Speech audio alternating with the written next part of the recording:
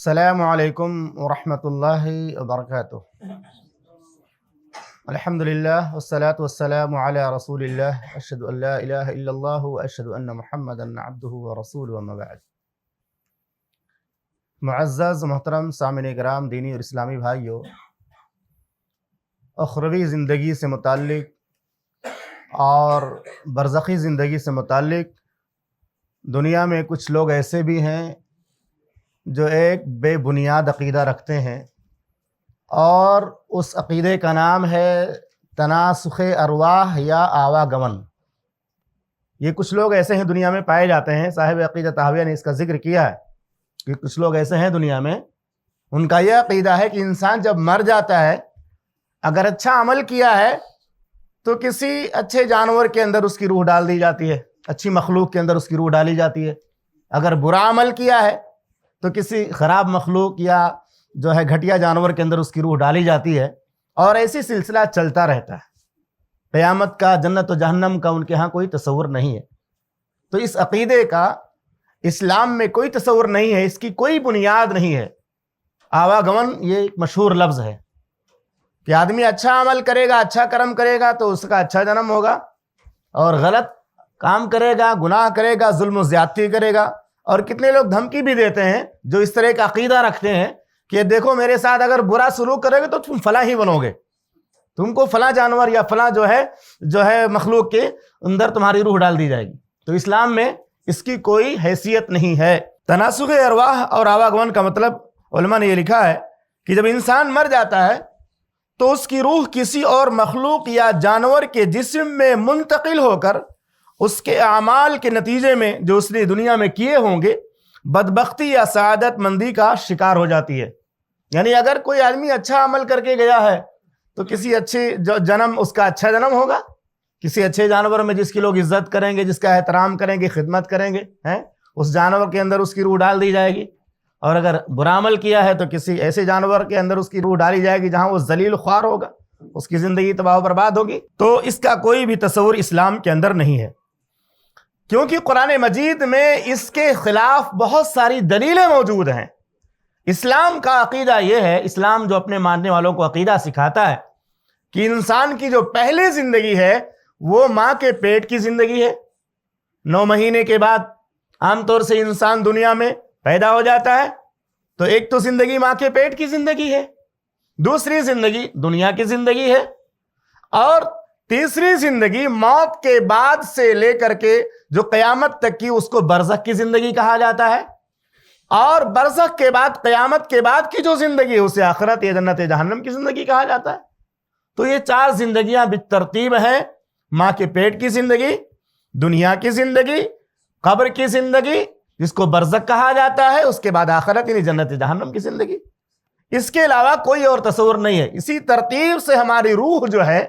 وہ ایک دنیا سے دوسری دنیا میں منتقل ہوتی رہتی ہے۔ اللہ رب العالمین نے فرمایا سورۃ المؤمنون کے اندر، وَمِن وَرَائِهِمْ بَرْزَخٌ إِلَى يَوْمِ يُبْعَثُونَ، اور ان کے پیچھے برزخ ہے قیامت تک۔ قیامت تک انسان مرنے کے بعد برزخ میں رہتا ہے، اسے کسی جانور کے اس میں نہیں ڈالا جاتا، کوئی دوسرا جنم اس کا نہیں ہوتا۔ وہ مر گیا، پھر اس کی برزخی زندگی شروع ہو گئی۔ اچھا عمل ہے تو سکون کی زندگی ہوگی، قبر کے اندر اس کے لیے جنت کا بچھونا بچھا دیا جائے گا، جنت کا لباس پہنا دیا جائے گا، اور اگر برا عمل کیا ہے تو عذاب قبر کے اندر مبتلا رہے گا۔ اسی طرح سورہ یاسین میں اللہ رب العالمین نے فرمایا، وَنُفِخَ فِي الصُّورِ فَإِذَا هُم مِّنَ الْأَجْدَاثِ إِلَىٰ رَبِّهِمْ يَنْسِلُونَ، دوسری بار جب فرشتہ سور میں پھونک مارے گا تو تمام لوگ اپنی قبروں سے نکل کر میدان محشر کی طرف، اللہ کی طرف دوڑ رہے ہوں گے، اور کہیں گے ہم کو ہمارے خوابگاہوں سے کس نے جگا دیا۔ اس سے بھی پتہ چلتا ہے کہ انسان مرنے کے بعد قیامت تک برزخ کی زندگی میں رہتا ہے،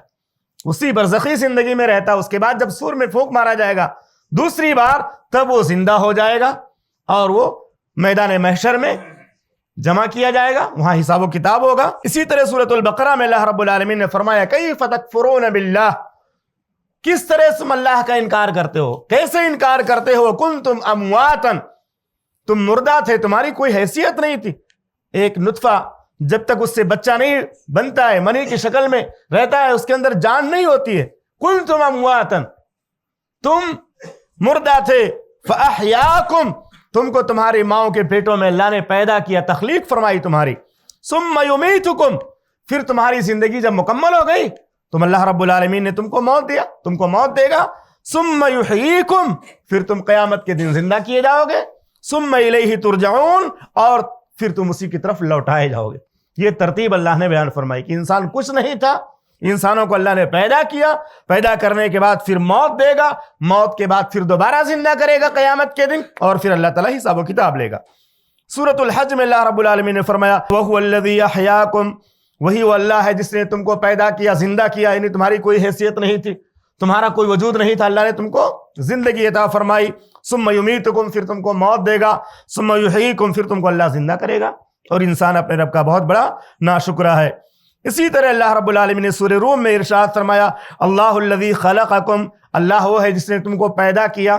ثم رزقکم، پھر تم کو روزی دی۔ بڑی ترتیب سے اللہ نے بیان کیا، پیدائش کے بعد دنیا میں انسان روزی حاصل کرتا ہے، اور اللہ کے نبی صلی اللہ علیہ وسلم نے فرمایا جس کی قسمت میں جتنی روزی لکھی ہے جب تک وہ کھا نہیں لیتا دنیا سے نہیں جاتا،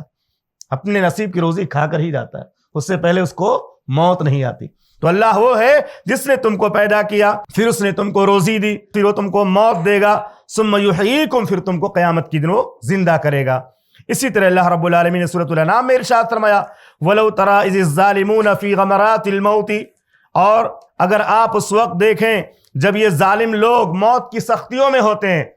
تو فرشتے کیا کہتے ہیں وَالْمَلَائِكَةُ بَاسِطُو أَيْدِيهِمْ، فرشتے موت کا چنگل بڑھاتے ہیں جب وہ روح نہیں نکلنا چاہتی، اور کہتے ہیں فرشتے اخرجوا انفسکم، اپنی روحوں کو نکالو، اپنی جانوں کو نکالو جسم سے، باہر آؤ، نکلو باہر نکلو، روح کو خطاب کر کے کہتے ہیں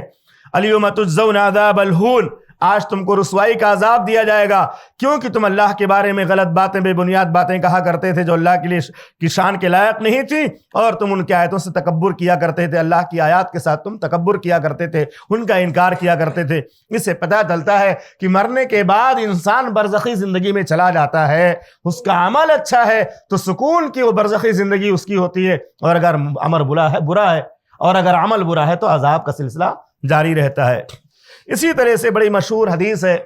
حضرت عثمان رضی اللہ عنہ سے متعلق، حضرت عثمان رضی اللہ تعالیٰ عنہ کے سامنے جب جنت و جہنم کا تذکرہ کیا جاتا تو اتنا نہیں روتے، لیکن جب کسی قبر کے پاس سے آپ کا گزر ہوتا تو بہت زیادہ روتے،